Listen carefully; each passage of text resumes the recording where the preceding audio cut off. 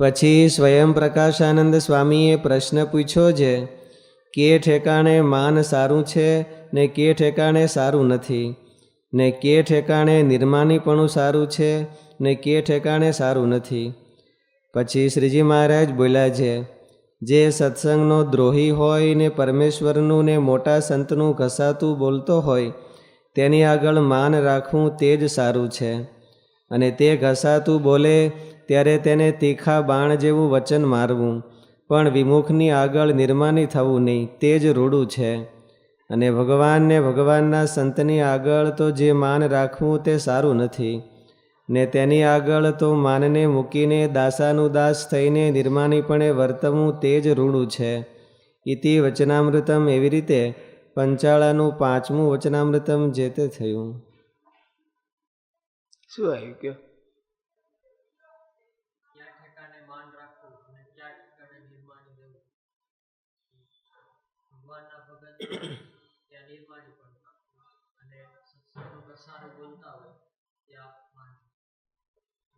તો ત્યાં નિર્માની પણ રાખે, ઓલે પણ માન રાખે તો શું એનો ફાયદો?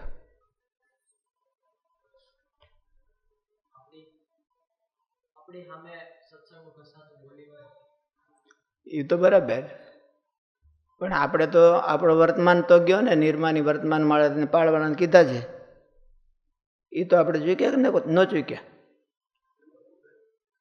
હે? ઈ ભલે ગમે એમ કરે, પણ આપણે તો આપણી પ્રાઇવેટ લાઈફમાં તો આપણા કેરેક્ટરમાં તો આપણે ન ચૂક્યા કહેવાય. અમારે તો સ્વામીજી શું કહે છે?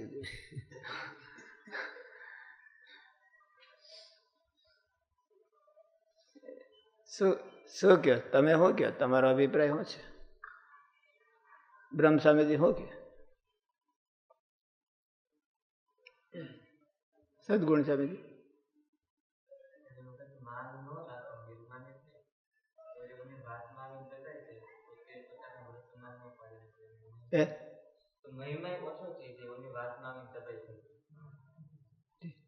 મહિમા ઓરણ આપણે તો હોય એટલો રાખવાનો. એ કઈ મહારાજ નું ઘસાતું બોલે તો આપણે કઈ આપણા અંદરમાં મહિમા તોડી નાખે થોડો કઈ?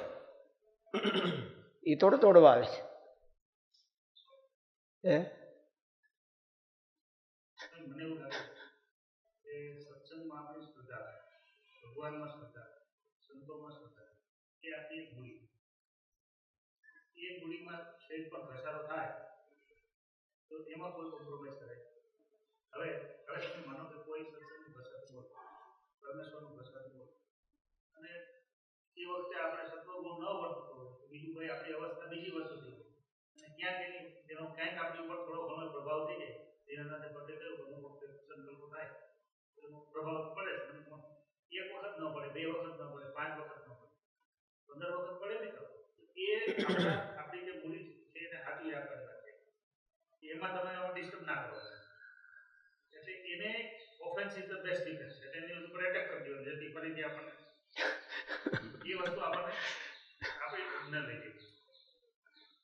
એટલે એમાં વાંધો નથી, એ તમે કહો છો બરાબર છે, પણ આપણી જે ભાવના છે ને, એક બહારનું રિસ્પેક્ટ અને એક અંદરનું રિસ્પેક્ટ.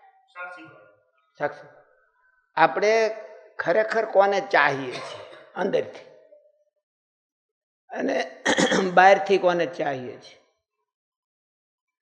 અંદરથી ચાહના હોય, આપણી અંદરથી ચાહના, એને નિષ્ઠા કહેવાય કે ઉપાસના કયો કે જે કયો, એ અંદરની જે ચાહના છે એ નિષ્ઠા છે. એટલે આપણે એનું સાંભળી લઈએ છીએ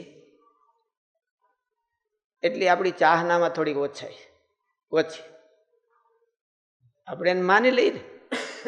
આપણે કાંઈ બોલ્યા નહીં એટલે એનો અર્થ એવો અર્થ થયો કે આપણે સ્વીકારી લીધું.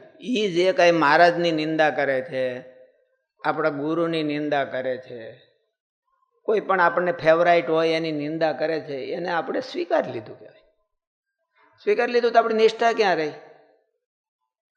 આપણી નિષ્ઠા ન રહી એમ. એટલે નિર્માની આ મહારાજે અહીં વાત કરી છે એ નિર્માનીપણું કે માનીપણાની વાત નથી કરી, એને નિષ્ઠા છે કે નથી એની વાત કરી છે.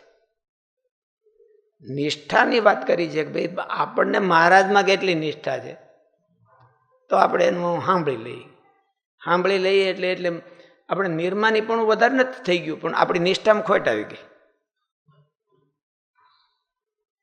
આપણી નિષ્ઠામાં ખોટ આવી છે, આપણે એમાં કંઈ નિર્માની નથી થઈ ગયા. અને કદાચ ને નિષ્ઠા ને નિર્માનીને ક્રોસ પણ થતું હોય તો શું જવા દેવું? નિષ્ઠા ન જવા દેવી. નિર્માની પણ જતું હોય તો ઓછું થતું હોય તો ઓછું થવા દેવું એમ, પણ નિષ્ઠા નો આપણી જ આવી જાય કે આપણી જે મહારાજ પ્રત્યેની જે ચાહના છે એમાં ખામી ન આવી. એટલે અહીં મહારાજે વાત કરી છે નિર્માનીપણાની, એટલે નિર્માની વર્તમાનની વાત નથી. આ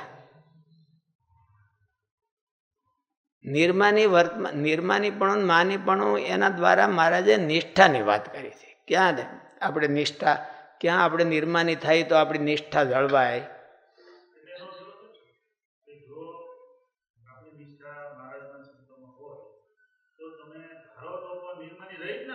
રહી જ ન શકે, એ તો રહી જ ન શકે, એ સ્વાભાવિક છે.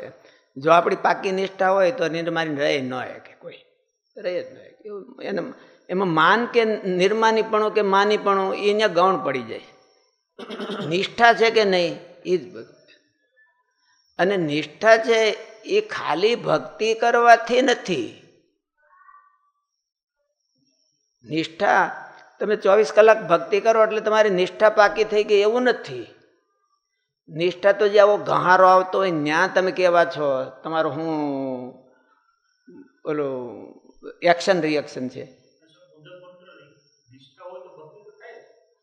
એ તો થવાની જ. પણ એમ આ તો એમ કશું ભક્તિ હોય તો નિષ્ઠા આવી જાય એટલું નથી. એમ નિષ્ઠા હોય તો ભક્તિ થવાની, અને ક્યારેક ક્યારેક નિષ્ઠા હોય તો ભક્તિ છે એ ઉપરથી ઓછી પણ દેખાય, ઉપરથી ઓછી દેખાય, પણ એનો અર્થ એવો નથી કે એનો ઓછી, એ પાકી છે. એટલે અહીંયા મહારાજે કીધું ક્યાં માનીપણું સારું ને ક્યાં નિર્માનીપણું સારું, ક્યાં રાખવું ને ક્યાં ન રાખવું. એટલે એ માનીપણું ને નિર્માનીપણું, નિર્માની વર્તમાનની એ મહારાજ વાત નથી કરતા. આપણને મહારાજમાં લગાવ કેવો છે, આપણને આપણી નિષ્ઠા ક્યાં છે, આપણે ક્યાં ચોટ્યા છે એની મહારાજ વાત કરી છે.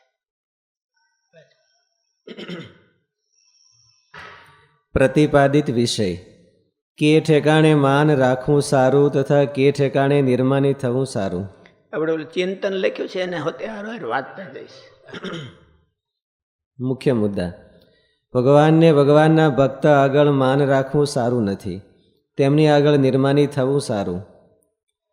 સત્સંગનો દ્રોહી હોય ને ભગવાનને મોટા સંતનું ઘસાતું બોલતો હોય ત્યાં માન રાખવું સારું, ત્યાં નિર્માની ન થવું. આ વચનામૃતમાં સ્વયં પ્રકાશાનંદ સ્વામીએ પ્રશ્ન પૂછ્યો છે કે કે ઠેકાણે માન સારું ને કે ઠેકાણે સારું નથી, કે ઠેકાણે નિર્માનીપણું સારું છે ને કે ઠેકાણે સારું નથી. ત્યારે મહારાજ બોલ્યા, જે સત્સંગનો દ્રોહી હોય ને પરમેશ્વરનું ને મોટા સંતનું ઘસાતું બોલતો હોય તેની આગળ માન રાખવું તે જ સારું છે. પ્રશ્ન એ આપણે જ્ઞાન સ્વરૂપ સ્વામી એ જ્યારે ભગત હતા, આમ કે વિદ્યાર્થીમાંથી ભગતની એની લડાઈ હાલતી હતી ત્યારનો એનો પ્રસંગ છે. ત્યારનો ઉપર બેન વાંધો ત્યારનો એમનો પ્રસંગ છે. ત્યારે સ્વામીમાંથી એક મંડળ જુદું પડી ગયું હતું, અને એ મંડળ હજી ત્યારે તાજું જુદું પડેલું હતું. ત્યારે જ્ઞાન સ્વામીને એને ક્યાંક એવું કીધું હોય છે કે ભાઈ આમ છે ને તેમ છે ને, એટલે સ્વામીના અનફેવરમાં કીધું છે. એટલે જ્ઞાન સ્વામી તો ત્યારે વિદ્યાર્થી જ હતા. આમ વિદ્યાર્થી કહેવાય ને, ભગત ન કહેવાય, પાર્ષદ. એટલે આમ ભાગા ભાગી હાલ પછી પાર્ષદ નહોતા ત્યાં, એટલે ભાગા. એટલે કે ગુરુદ્રોહી છે ને એનું વચન સાંભળવું જ નહીં, એવી હિંમત થી કહી દીધું. એને કે બહુ આનું માન હતું, આપણે ગુરુકુળમાં બહુ એને ઓલી એનો ભાર પડતો એવું. તો એવું ફટકાર દીધું.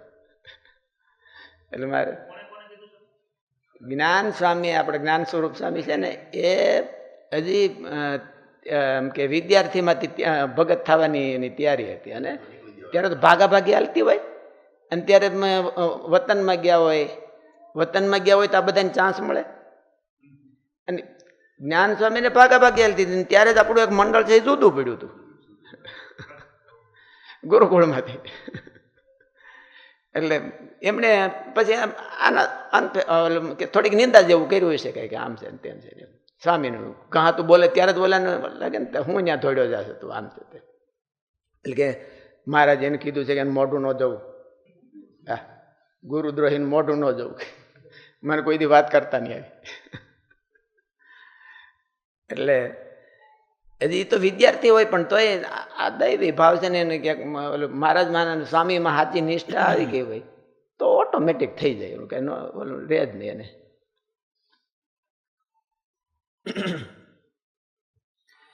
પ્રશ્ન એ થાય કે વિમુખની પાસે પણ શા માટે નિર્માની ન થવું?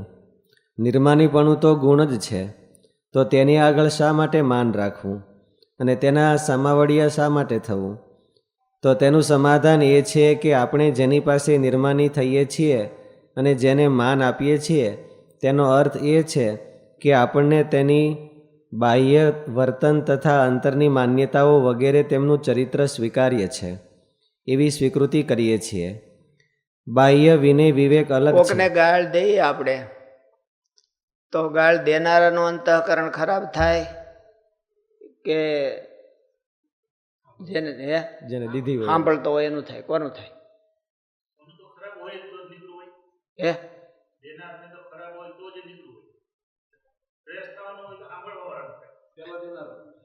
પણ તો પછી એવું જ અહીંયા છે. આપણે માનને મૂકી નિર્માની ન થાય અને આપણે માન રાખી તો આપણું અંતઃકરણ ખરાબ થાય કે ઓલા ને? સમજ્યા મારો પ્રશ્ન? હો તો કેમ આપણે નિર્માની વર્તમાનનો ભંગ કર્યો? હામી વ્યક્તિ કોણ છે એનું કાંઈ નહીં, આપણે તો કર્યો ને. તો આપણું અંતઃકરણ પોલ્યુટ થાય કે એને નુકસાન થાય? તમે શું કહો ધીરભાઈ?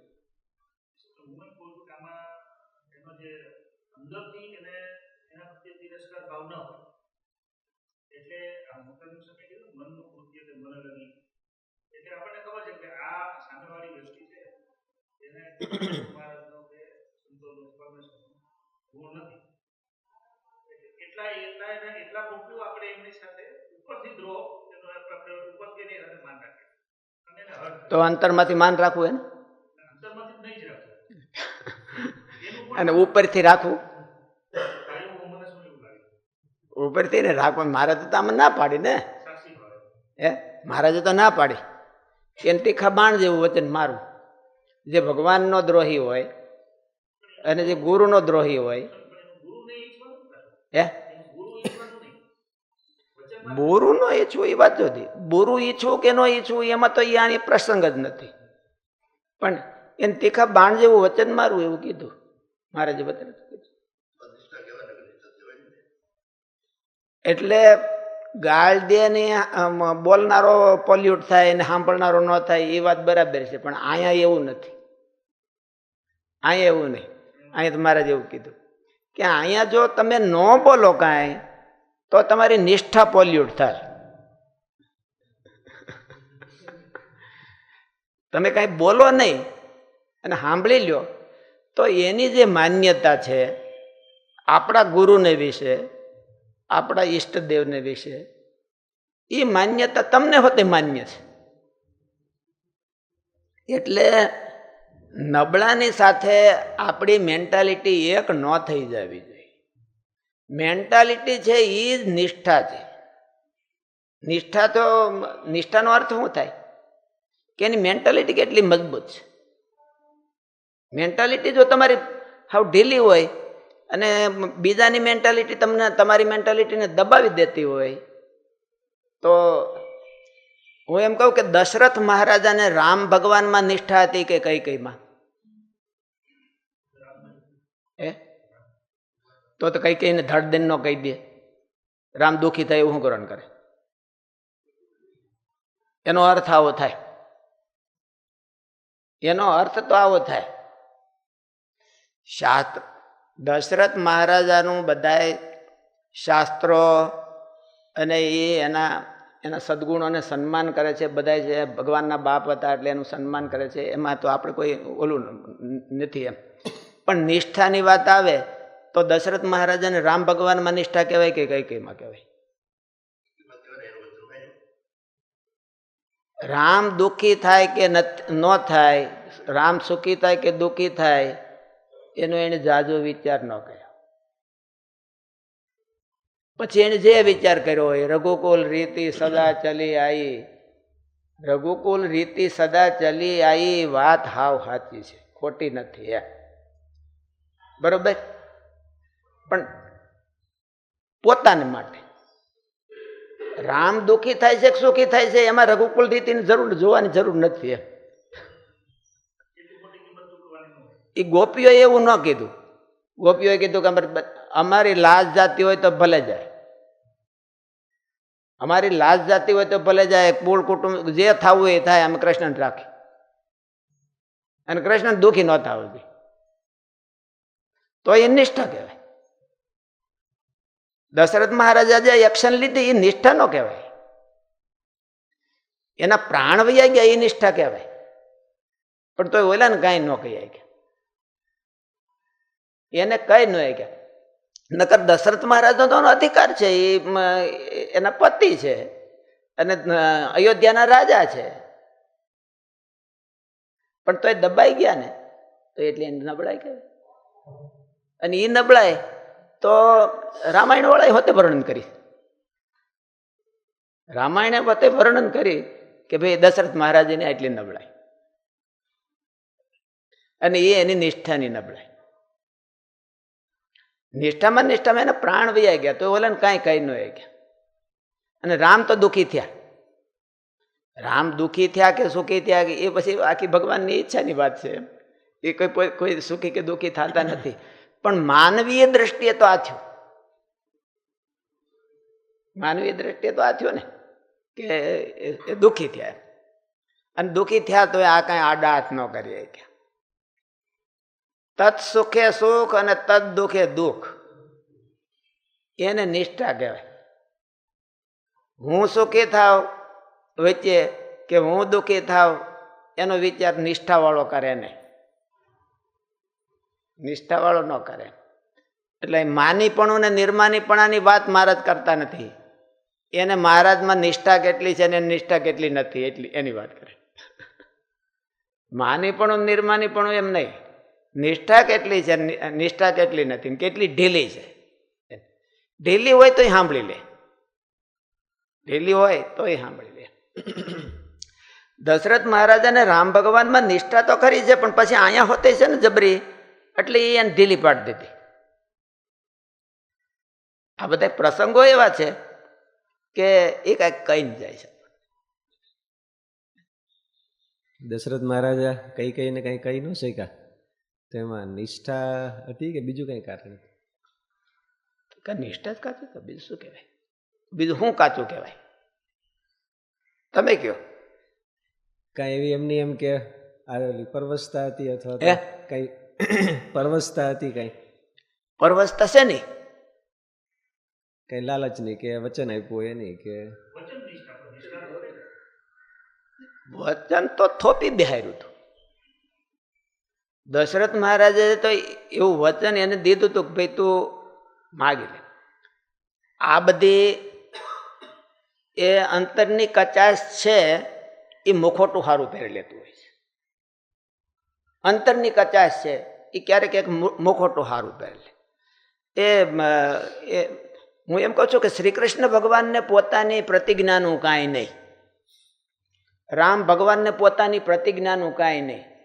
ક્યારે કે કોઈ ભક્ત આવતો હોય ને કોઈ જીવનું થતું હોય ત્યારે શ્રી કૃષ્ણ એમ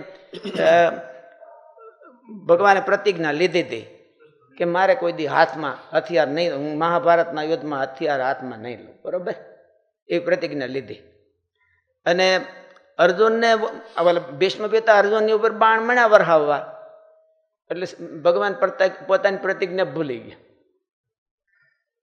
એમ કે આને કોઈ બીજો નહીં મારે, હું જ આ ડોહાને મારી નાખું એમ કરીને લઈને દોડ્યા, હાથમાં રથનું પૈડું લઈને દોડ્યા. એટલે પોતાનું ભાન ભૂલી ગયા. હું એમ કહું છું કે આ ભગવાનને ભગતની નિષ્ઠા કહેવાય. ભગતને તો હોય તો ભલે, નકર ન હોય તો કાંઈ નહીં. ભગવાનને ભગતની નિષ્ઠા કહેવાય. આને ભગવાન એટલું જ માને, એ યથામામ પ્રપદ્યંતે તામ તથૈવ ભજામ્યહમ. ભગત જો મારી તરફ એ જેવી નિષ્ઠાથી બેઠો હોય, હું એની એવી નિષ્ઠા રાખું છું. તો શ્રી કૃષ્ણ ભગવાનને અર્જુનની નિષ્ઠા કહેવાય. અર્જુનને શ્રી કૃષ્ણ ભગવાનની નિષ્ઠા આપણે નથી કહેતા હો, પણ શ્રી કૃષ્ણ ભગવાનને અર્જુનની નિષ્ઠા કહેવાય. બે ભગત હતા, ભીષ્મ પિતા હતા અને બોલ્યા હતા, પોતાની પ્રતિજ્ઞા હતી હોતે એમ. પણ પોતાની પ્રતિજ્ઞા હતી, પણ હવે અર્જુનને કંઈક મીણું થવા તો એ ભગવાન સહન ન કરી ગયા. રામને કંઈક મીણું થવા તો દશરથ મહારાજા કંઈ બોલી ન ગયા. રામનું એમ કે વનમાં જવું પડે તો દશરથ મહારાજા કંઈ બોલી ન ગયા. શ્રી કૃષ્ણ ભગવાન એમને મૌન થઈને કંઈ હમી રહ્યા હોય ને જોઈ રહ્યા હોય કે આ શું કરશે, એવું કંઈ ન કર્યું. એવું ન કર્યું. એટલે આને નિષ્ઠા કહેવાય. એને નિષ્ઠા કહેવાય. તમારો જીવ ક્યાં તણાય છે? તમારો જીવ છે એ આખો જો તણાઈ ગયો એમાં, તો એને નિષ્ઠા કહેવાય. જીવ તણાના વિના તમે બોલી નાખો તો નિષ્ઠા નથી કઈ. જીવ તણાઈ જવો જોઈએ તો એને નિષ્ઠા કહેવાય, નહીં તો નિષ્ઠા ન કહેવાય. શ્રી કૃષ્ણ ભગવાન પછી અર્જુને બધી એમ જ કર્યું છે. પેલા શ્રી કૃષ્ણ ભગવાને નિષ્ઠા રાખીને પછી અર્જુને નિષ્ઠા રાખી. શ્રી કૃષ્ણ ભગવાને અર્જુનને હાટું પોતાની પ્રતિજ્ઞા તોડી. દશરથ મહારાજા ન તોડી શકે રામ હાટું. વાત તો એટલી જ હતી ને કઈ અને એ કન્વિન્સ નહોતા થયા હજી કઈ. દશરથ મહારાજાને પોતાનો સવાલ હતો કે મેં કઈને વરદાન માગવાનું કીધું છે અને કઈ કે મારે વરદાન જોઈએ છે, એટલું પ્રશ્ન. અને ખરેખર ધર્મ સંકટ હતું એને. કઈ હું માગે એ મારે જોઈએ તે માગે, હું માગે તો કઈ કહેવાય નહીં. અને દશરથ રાજા બંધાયેલા છે ને પછી એમાં ન્યા આવે કે ભાઈ હાલો પ્રાણ જાય તો વચન ન જાય, પ્રાણ જાય. અને એને કર્યું હોતે એવું. કોને માટે કર્યું? પોતાને પ્રતિજ્ઞા માટે કર્યું, રામ માટે નહીં. રામ માટે ન કર્યું, પોતાનું વચન. રામ માટે કર્યું હોત તો તેને અમથી પ્રતિજ્ઞા જવાની હતી, અમથી જવાની હતી, કઈ કઈ કે નહીં થાય. કઈ કઈને એમ જો કહી દીધું હોય કે એ નહીં થાય, મારાથી નહીં કરી, હું નહીં કરી શકું, મજબૂર છું, રામની પ્રીતિમાં મજબૂર છું, તો નિષ્ઠા કહેવાય. શ્રી કૃષ્ણએ કીધું કે ભાઈ હાલો હું હથિયાર નહીં લઉં, હું હથિયાર નહીં લઉં એમ કીધું. અને તોય એને હથિયાર લીધું. અને ભીષ્મ પિતાએ ત્યારે જ કીધું કે મહારાજ તમે પ્રતિજ્ઞા કરીશ. એ વાત પછી તે શ્રી કૃષ્ણ ભગવાન કે એ વાત પછી, પેલા અત્યારનું હું કરી લઉં, પછી હું જોઈ લઉં કે મારી પ્રતિજ્ઞાનું શું થયું. એવું અર્જુન હોતે કરી બધે, અર્જુને કરી બતાવ્યું. એવું દશરથ મહારાજા ન કરી શકે કે કરી શકે, એટલે કરી. એટલે નિષ્ઠા કેને કહેવી? એને કે એને બોલવા એનું કંઈક નિયમ તૂટતો હોય. શ્રી કૃષ્ણ ભગવાન રામચંદ્રજી ભગવાને લક્ષ્મણજીને કીધું કે સુગ્રીવ છે ને એ આપણે એને કામ આપ્યું છે એ ભૂલી ગયો લાગે છે. સુગ્રીવ આપણું કામ ભૂલી ગયો લાગે છે, માટે લક્ષ્મણને કહી દે, લક્ષ્મણને કહે તું જા મેસેજ પાસ કરે, એમને મેસેજ આપો તમે સુગ્રીવને કે વાલીને માર્યો તો એ બાણ હજી રામના ભાથામાં છે. હે હા, તારા તરફ નહીં, કાલે એને મારવો છે આપણે. એટલે કારણ કે રામચંદ્રજી ભગવાન એવું હતું ને કે બાણ મારીને પાછું વહી આવે પતન ભાથામાં. બાણ હામાને મારી અને અત્યારની મિસાઇલ જેવું. બાણ મારી અને ભાતામાં વિયાવે. એટલે એમ એને કયો, રામે આ બતાવ્યું કે કાલે આ બાણથી આપણે સુગ્રીવને મારવો છે. એટલે તમે લક્ષ્મણને કીધું કે તમે જાઓ સુગ્રીવને જઈને કયો અને એ મારી પાસે લાવો એને સુગ્રીવ. એટલે લક્ષ્મણજી કે મહારાજ એવું હું કરણ કરું છું, કાલ મારવો કરતા આજે જ મારી નાખી, અને તમારે મારવા કરતા હું જ મારી આવું. એટલે ભગવાન કે એમ નહીં, હું કહું છું એમ તમે કરો ને, કેમ એના મારી પાસે લાવો. અને પછી સુગ્રીવ આવ્યો એને કંઈ મારવાનું કંઈ તો ભગવાને કર્યું નહીં, એના ઉપર રાજી થઈ ગયા, કાલે તારે આ કામ કરવાનું. લક્ષ્મણજી ઊંચા નીચા થાય કે બોલ કાલે તમે પ્રતિજ્ઞા કરી છે ને હું એમ. રામચંદ્રજી ભગવાન તો પ્રતિજ્ઞા વાળા જ હતા ને, તો દશરથ મહારાજના જ વંશ જ હતા, રઘુકુળના. એટલે તમે એનું હું એમ. એટલે રામચંદ્રજી ભગવાને આ કથાકારે એમ કીધું કે રામચંદ્રજી ભગવાન દ્રષ્ટાંત દીધું કે એક ડૉક્ટર પાસે ગયો, બહુ મોટું ગુમડું થયું હતું, અને ડૉક્ટર પાસે જઈને એને કીધું કે મહારાજ આ ગુમડામાં ચેકો મરાવો છે મારે. એટલે ડૉક્ટર કે સારું ચેકો મારી દઈ, પણ હજી બરાબર પાક્યું નથી, આલ્યો 2 ટેબ્લેટ આ ખાવા ને એટલે પાકી જાય, પછી કાલે આપણે ચેકો મારવું હેલું પડે ને બહુ પીડા નથી. અને એણે ઓલી ટેબ્લેટ લીધી, રાતે ને રાતે ફૂટી ગયું. અને પછી ડૉક્ટર પાસે બતાવવા ગયો, ઓલો માણસ સારો છે એટલે મેં ડૉક્ટર પાસે બતાવવા ગયો. ડૉક્ટર કે હું તો સત્ય પ્રતિજ્ઞા છું, હું તો ચેકો મારીશ, મારે તો ચેકો મારવાનો છે, તારું જે થવું એ થાય. એટલે ભગવાનની પ્રતિજ્ઞા છે ને કંઈક આવી હોય, નિષ્ઠા પ્રધાન્ય પ્રતિજ્ઞા હોય. નિષ્ઠાને આધારે પ્રતિજ્ઞા, પ્રતિજ્ઞાના આધારે નિષ્ઠા નહીં. દશરથ મહારાજાને પ્રતિજ્ઞાના આધારે નિષ્ઠા, નિષ્ઠાના આધારે પ્રતિજ્ઞા નહોતી. એટલે મહારાજ અહીં કીધું કે નિર્માનીપણું રહેવું એ સાધુની પ્રતિજ્ઞા છે. ભગવાને વચન નિવૃત્ત લેવડાવ્યા છે ને કે વર્તમાન છે એટલે પ્રતિજ્ઞા છે, અને પ્રતિજ્ઞા જ કહેવાય, અને વર્તમાન એટલે પ્રતિજ્ઞા કહેવાય કે ભાઈ અમે આમ રહેશું, અમે નિર્માની રહેશું. તો મહારાજ અહીં કીધું કે એને તીખા બાણ જેવું હતું મારું, તો એની પ્રતિજ્ઞા તોડી કહેવાય.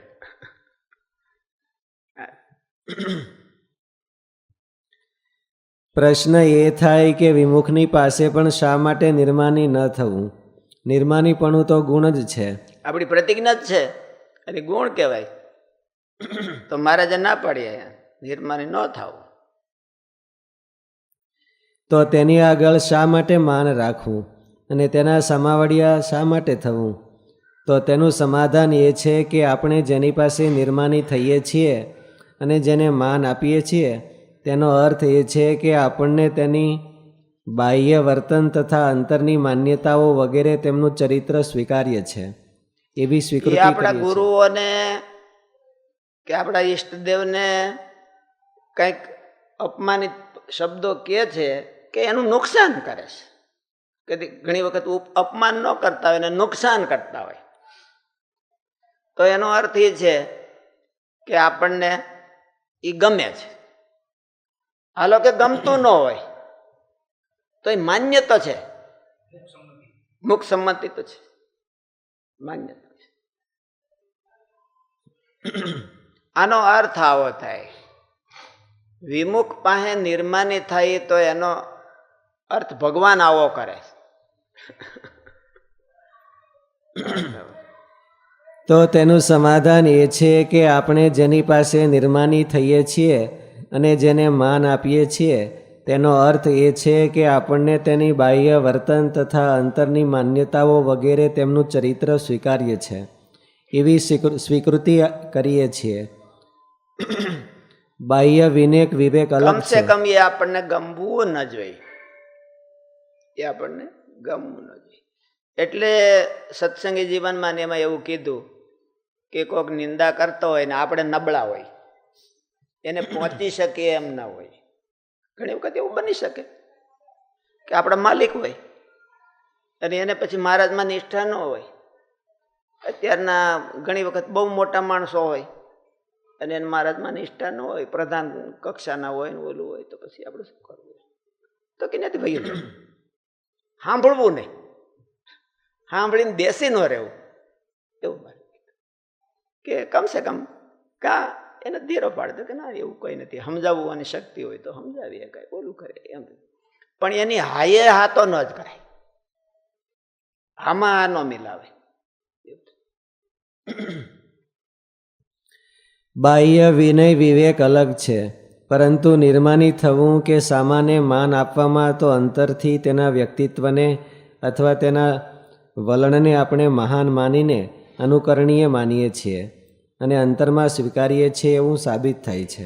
આપણે અંતરથી જેને માન આપીએ છીએ, ફોર્માલિટી વાત જુદી છે. આપણે ઘણી વખત તો ન ગમતા હોય તો એને આપણે માન આપવું પડે. બહારમાં એટલે મોટા માણસો આવ્યા હોય, મારે જે કીધું કે ફોર્માલિટી વસ્તુ જુદી છે. પણ અંતરથી જેને માન આપીએ છીએ એનો અર્થ એવો છે કે એનું બધું આપણને માન્ય છે, એનું બધું આપણને માન્ય, એની માન્યતાઓ, એની રીતભાત, એ બધું આપણને માન્ય છે. પરંતુ નિર્માની થવું કે સામાને માન આપવામાં તો અંતરથી તેના વ્યક્તિત્વને અથવા તેના વલણને આપણે મહાન માનીને અનુકરણીય માનીએ છીએ અને અંતરમાં સ્વીકારીએ છીએ એવું સાબિત થાય છે. નારદ ભક્તિ સૂત્રમાં જેના પ્રત્યે ભક્તિ હોય તે તેનું સન્માન જાળવે છે એવું ભક્તિનું લક્ષણ કહ્યું છે. તો આપણે જ્યારે ભગવાન, સત્સંગ કે મોટા સંતનું ઘસાતું બોલતા હોય અથવા તેના વિરોધમાં ઉતર્યા હોય અને આપણે તેની પાસે નિર્માની થઈએ અથવા તેને માન આપીએ, તેનો અર્થ તો એ થાય કે તેનું જે વલણ છે તેને આપણે પૂજીને પ્રોત્સાહન આપીએ છીએ.